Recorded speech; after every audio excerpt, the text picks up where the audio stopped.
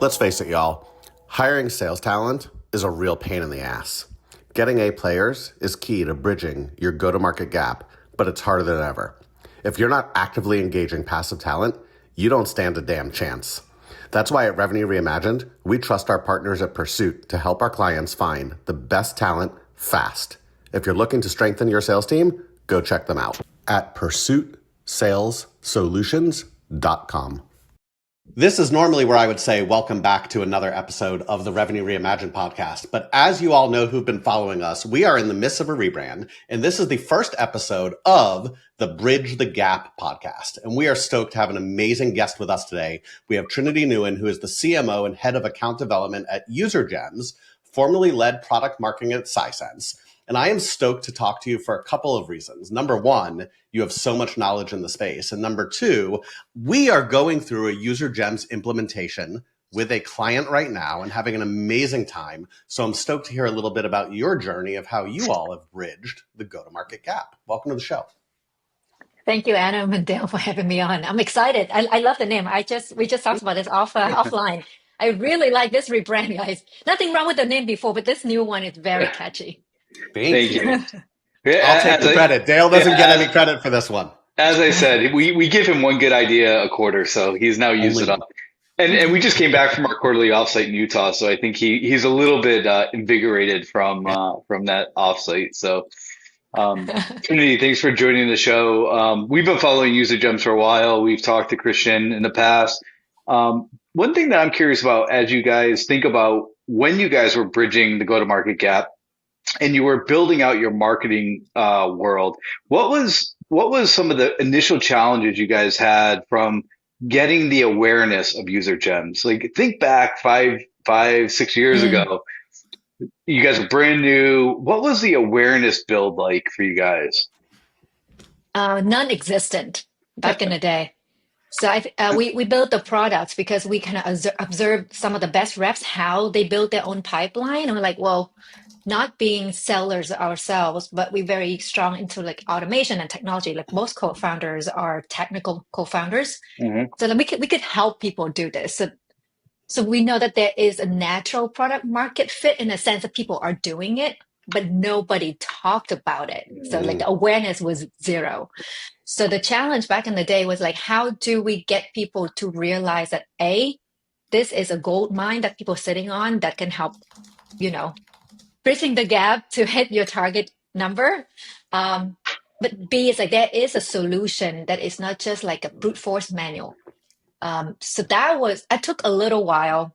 We tried all kinds of things, like early days was just, so it's founder-led sales. We didn't have sellers. I was the first business hire, just doing the marketing and like the SDR role.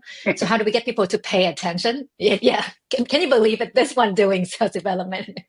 Were you doing a lot of cold calling? Were you calling? What were you doing as a BDR? Calling, email, like everything. Video too, like the whole video, sending video to everyone, like personalized. There was no tag. It was just like, elbow grease. Yeah. Did a lot of event too. Yeah. I like to call it pick and shovel. Yep. All the above. So I think it was like, how do we get people to understand that this is the low hanging fruit? So on the marketing side, I was like, okay, can we copy the HubSpot playbook of like, if we write a lot of blog posts and SEO it, people are going to find it. But that would take a long time. And I'm not a very patient person, as everyone that works with me can attest. So I'm like, okay, how can we figure out how to do inbound? Takes too long and I can't control it. But like outbound motion, I feel like I can control like the input and output of it a little bit. So we start doing like picking out the number of accounts that we think have a really strong sales team, aka outbound motion, and therefore would understand the value prop of something like tracking a customers when they change their jobs. And then we also put that into the outbound message to give them an example of their customer that changed job. And then that was it. So it's funny to me because having some insight and going through a UserGems implementation right now and really focusing on signals. When you look at all these folks out there who are like cold outbound at scale, right? So we're going to go prospect and we're going to go put them all in a smart lead and we're going to have 10,000 domains and we're going to run them through Clay and we're going to focus on job change signals. Like they're all talking about this. Like this is some new epiphany they've had that like job signals are this great way to reach out to people with cold outbound. But y'all came up with this years ago, right? Like this has been something that has been UserGems core for years, and not only just cold outbound, but like deeply embedded into your CRM. Why do you think that it's taken so long for these folks to suddenly have this epiphany that like, holy crap, when someone changes a job, like probably a good time to reach out to them? I think because it's hard to, so reps do this, like all of us who've done selling before, we know we do it in some capacity, right? Like there's a concept of Rolodex. It's not new. Like if you sell to like CIO and enterprise, there's a concept of CIO on the move.com. It's an actual website. So sellers know this, but so this motion is not new, but to techify it in a program using technology to scale it as a program, you kind of like bleeding over to kind of like marketing-esque. And for marketers, this concept is odd because it seems like such a small volume compared to when marketers talk about audience, we talk about millions, like hundreds of thousands, right? So it doesn't quite click there. So I think there's a little bit of that. And the second part is like people would say, well, if they love me, wouldn't they come back anyway? So why do I have to? The thing is like, would they though? How would you know when they don't come back though? It's a question I asked them. So I think that took a little bit for people to be like, oh, wait, this signal really worth scaling. And it's not something that competitors, even if they run the same motion, they can really steal, right? If someone used your product, I mean, they didn't use the other options. So therefore, this is yours and scale with you. Yeah. Very interesting. And so when you were driving that awareness, like, and I know you guys have had competitors come in and out, and like some of them tried to do it, but they didn't make it, or they kind of like it was just fledgling through the process. What were the things that made you successful even through COVID? So COVID was probably a tough time for you guys. What kept you guys going? That we talk about stabilization, foundation building, then to get to repeatability. What was the foundational elements that you guys were building inside the organization so that when hard times hit or you got competitors that you were like, no, we have a strong foundation, we're going to be able to execute? What were some of the things, 2 or 3 things that you guys built on the foundational level? I think the first thing we did very early on, even when we had like probably 2 or 3 customers, is like the maniacal focus on like who the ICP is. It sounds so boring and mundane, but so boring. So boring. Like Foundation 101, like Sales 101, people don't realize like that's so important and they don't do it right at all.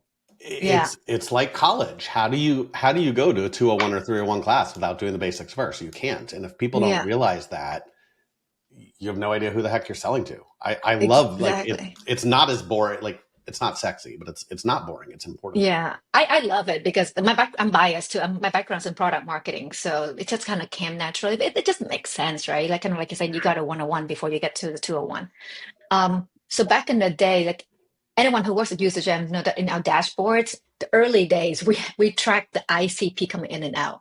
We monitor it. We discuss it every 6 months or so. We change ICP if the mix changes. So we're very nerdy in that sense. I think that's the foundational part. That kind of help us kind of like focus on like the ones that we want to reach out to and not the others. I love that. Yeah. Quick question, quick follow up on that, because 5 years ago, you could do it once and probably get away with it for 3 years. Are you guys reviewing your how often are you guys reviewing your ICP, buying persona, value proposition? All the time. Oh my God, all the time. I would say like we probably make official changes to kind of align team as the business like evolve and the market evolve like every 6 months or so. Like I feel like every 6 months there'll be like some kind of like pipeline council discussions, but like this is not working. These are all the edge cases.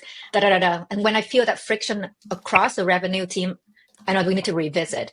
But everyone should hear that every 6 months. We just went to a conference and we had everybody raise their hand. It was like 2 years, and it's like you don't realize how fast go-to-market's changing every 3 to 6 months. And so I love that you guys at least look at it every 6 months. Yeah, I actually look at it every every other day, because in the dashboard, remember I told you guys we have the dashboards, and it's already every account is marked as ICP versus non-ICP. So from the demo request through the entire pipeline, so my dashboards of how the pipeline is doing, there's always a stack. It's always split between ICP non-ICP. So it's very easy for me every 2 days to see like does our mix change, and then the anecdotes from the teams from the CS all the way to the SDR. That's anecdotes to kind of Is that combine. the So is we that the see all the CR, time. is that the CRM dashboard that you're talking Yeah, about? yeah, just Salesforce dashboard. We just I love mark it. everything. So I think that's the second foundational thing that we did. Huh. Again, being super nerds, we tag everything. We love being nerdy, so we track and tag everything. Every account is tagged with like ICP, non-ICP.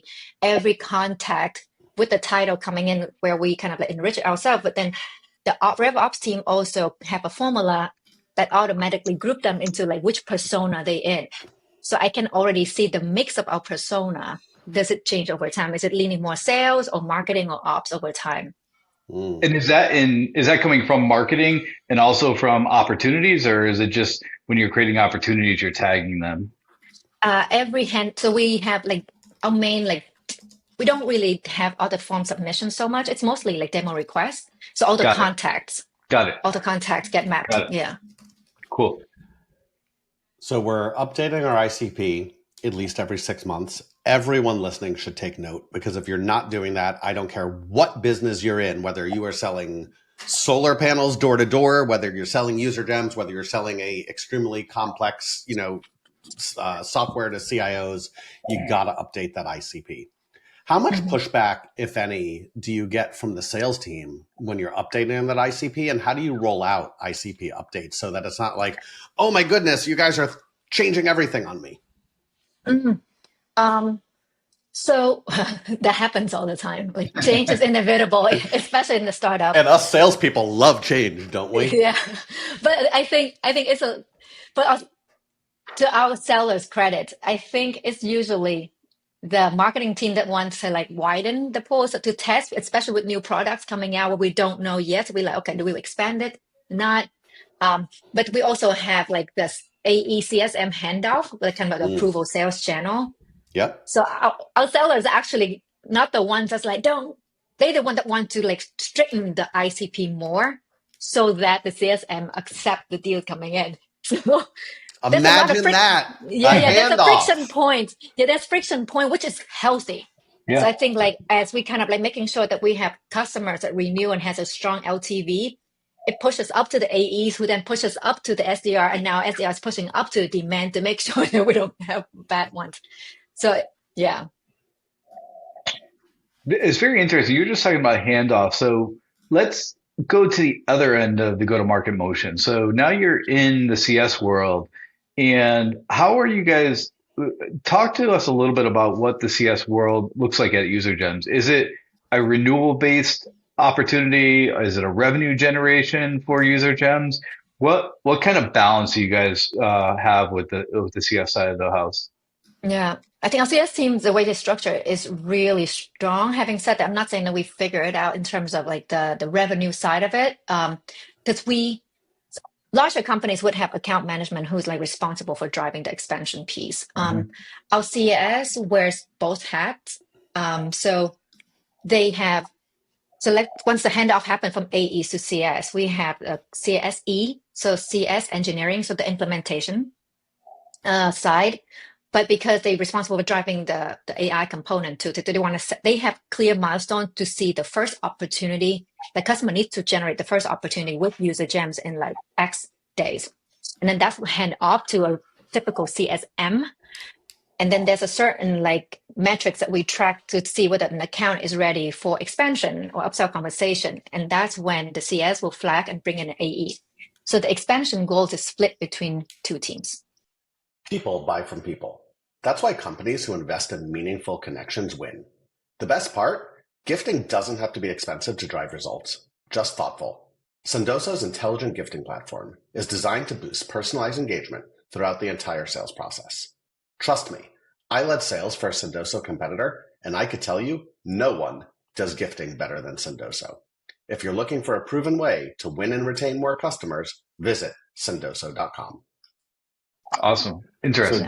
Dale, you would be very impressed going through a UserGems implementation right now in Trinity. We onboard so much software for our clients, right? Like we're always onboarding anywhere from 3 to 5 different softwares, and most of them are 27 emails of you need to do this and do that and go back and forth here. And you guys actually use I'll call it a joint engagement plan, not just for the sales side, but for the onboarding side as well. And you're using a platform called Accord, but like working with Steven, every single step, Dale, that I need to do is very clearly mapped out to make sure that I'm doing it, that we're getting the value, that we can show the value, and we're following a process to ultimately drive Trinity, as you were talking about, quick, immediate time to value for the customer that we know I should see that first win or that first response within arguably a day of going live if things are going correct.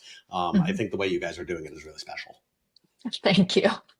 Thank you. I'll make sure that Stephen get this. Yeah, no, I think that the handoff is really really optimized, I'd say, and we get that feedback quite a bit. When you look back at the journey of UserGem, so we talked about stabilization, foundation, repeatability, scalability.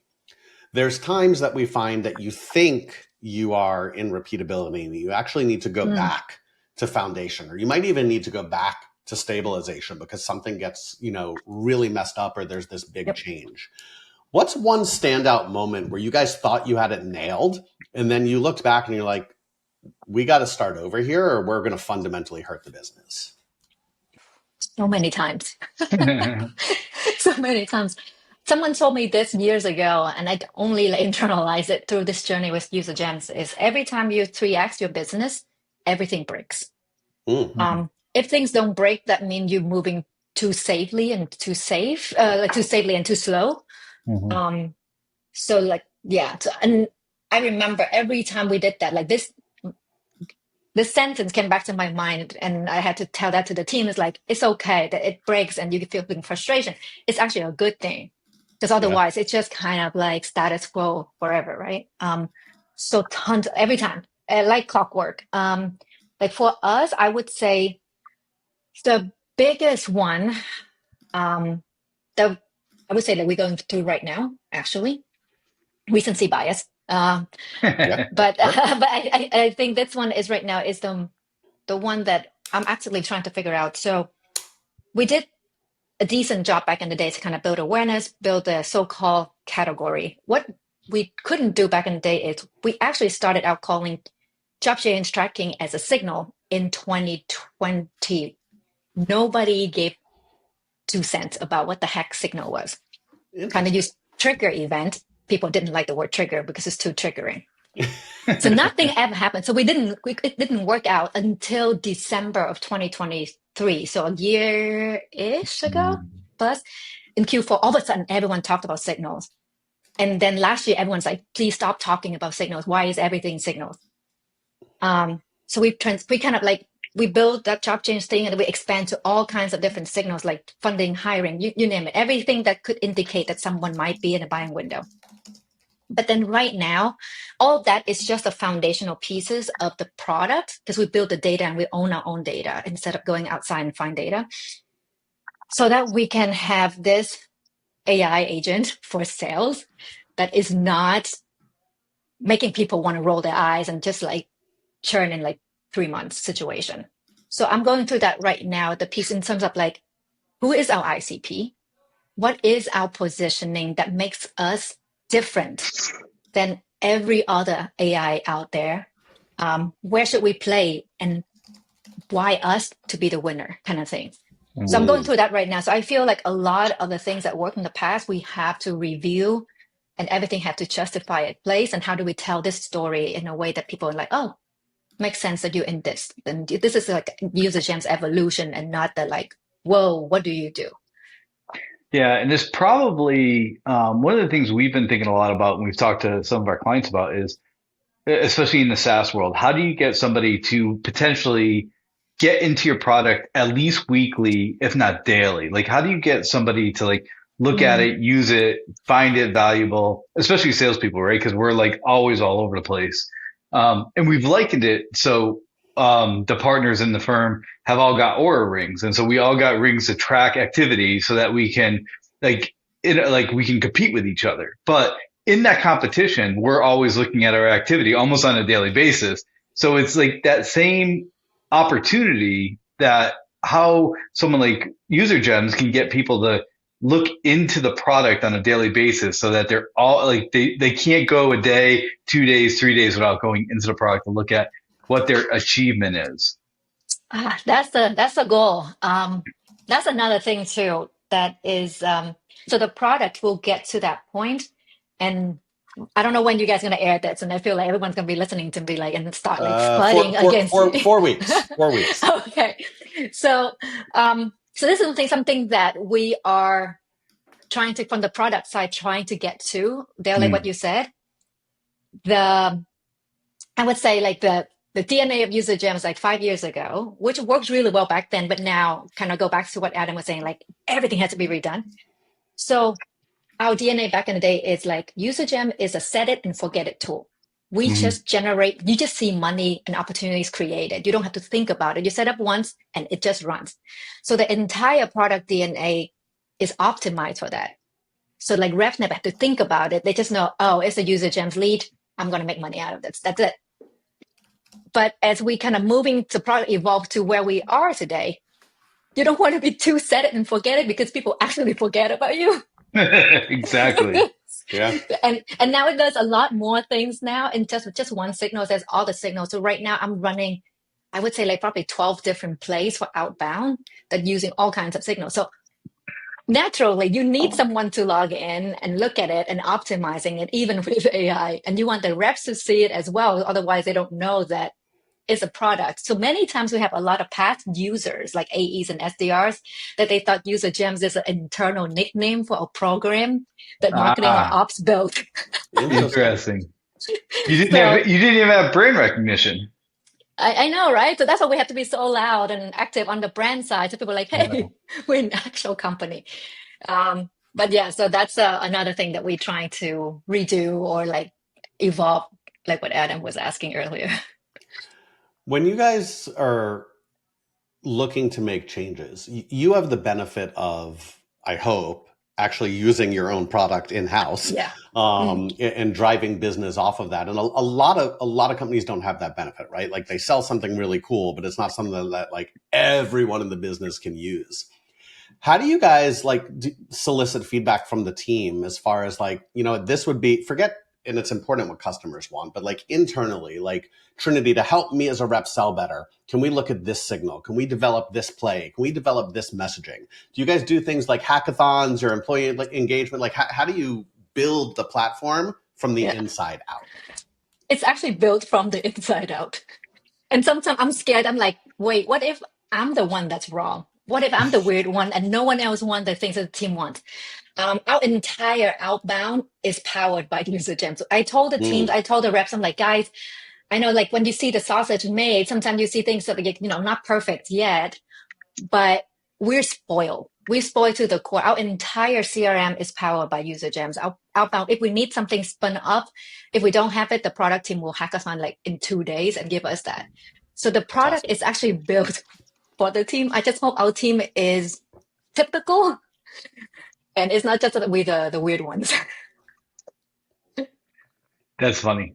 That's funny. Yeah. And how do you, so this is very interesting to me because we're actually working with a client right now. How do you balance the feedback you get from clients and the internal feedback that you're getting?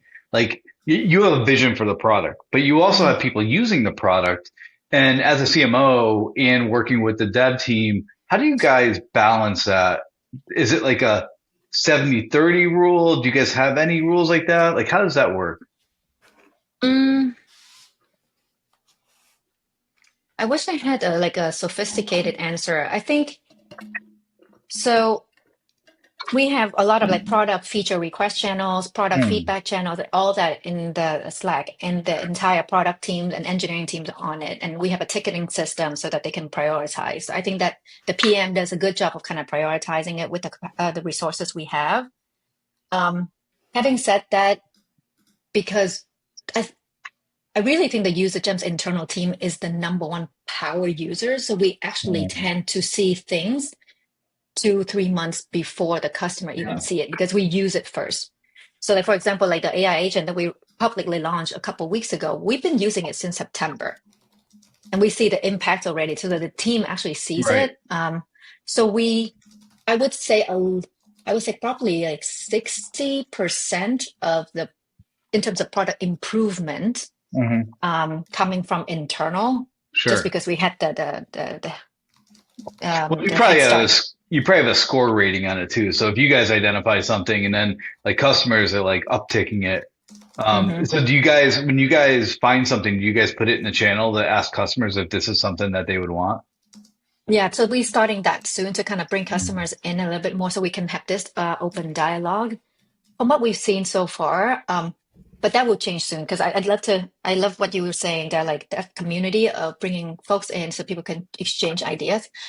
A lot of time, what we've seen is like Signals is pretty new. It's not rocket science, but just like wrap your heads around how do you build programs around Mhm. Signals, let alone AI. Like everyone's leaning into AI, but no one really knows like how does it, what does it mean? Yes, there's a spray and pray, and here's a target list, and you can send whatever. But there's a more sophisticated way. So what's the right way? So what we've seen is that customers usually ask us like, what's working for you? How do you do it? How do other customers that have a head run do it? Can you share with us? So we try to be the guinea pig and try as many things as possible. Playbook, templatize it, and pass it on, and then get feedback from customers and then iterate it. Awesome.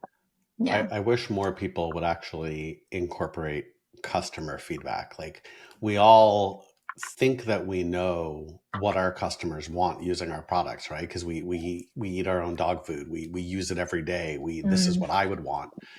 And some of the time we're probably right. But other times, like I don't think a lot of companies do a good job of like ask your customers mm, what they want. Ask your customers what they love about your Mm. product. Ask your mm, customers like, hey, money's no object, dev time's no object. If this product could do anything for you within the scope of what we do, mhm. what would it be? And you get so much valuable feedback that you could then put into motion versus what most people do, which is the customer's going to churn. And it's, oh, Trinity, now that you're leaving, can you tell me what we could have done differently? Well, Yeah, had you asked me that 6 months ago, I wouldn't have left. yeah, So yeah. I A love that hundred you're, percent. yeah, 100%. We do like in quarterly win-loss churn interviews, just from the product marketing, just to get feedback qualitatively. And the CSM also has this like automation where a certain milestone, again, we use the data in CRM and kind of trigger different milestone. Adam, you're probably going to see it soon, where it asks yeah, like, how happy are you with implementation, like 100 days in? And then, and it's just a form so that hopefully people are more honest. And we also ask that like the first third of the customers on life cycle, and again, and that renewal intention as well. And when they submit it, it goes into a shared Slack channel that everyone sees, from the I product to love the it. rev. Everyone sees it. So like the good, bad, and ugly, we all see it, and we're like, all right, red alert. What can we do to turn things around? So I think that's another way of bringing feedback in as well. 100%. If you were to take this product away from me today, how upset would I be? How much of an impact would it have on my business? Hmm. Trinity, this has been amazing. Before we wrap up, I'd love to do some rapid fire with you, if you're game. Sure. All right, here's the rules: 10 words or less. Oh God. Mhm. Early bird or night owl? Wait, say it again. What did you say? Early bird or night owl? Night owl, but aspiring to be early bird one day. That's great. An aspiring early bird. Based on where UserGems is today, would you guys say you're in stabilization, foundation, repeatability, or scalability within the business? Mm, I would say repeatability because of all the changes we're doing right now. So I want to build a new system to scale. Way more than 10 words, but I No, love I that. love it. That's the first time we've asked that one. I love that one. What's your favorite guilty pleasure snack? ooh, right now is protein chips.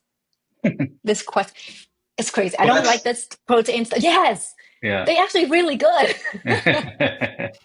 Awesome. If you weren't in tech, what trade or other business would you be in? Hmm. advertising. I think it's fun. What's one word and one word only to describe your startup journey so far?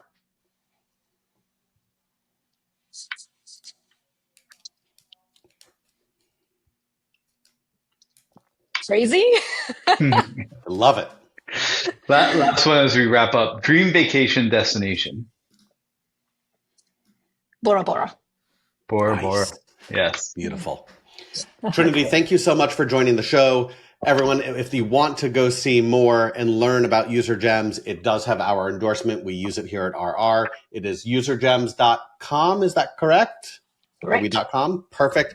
Go check it out. Utilize signals. It is, in my opinion, likely the only way that you should outbound if you want to get positive responses. Trinity, thanks so much for joining us. Thank you, guys. It's awesome.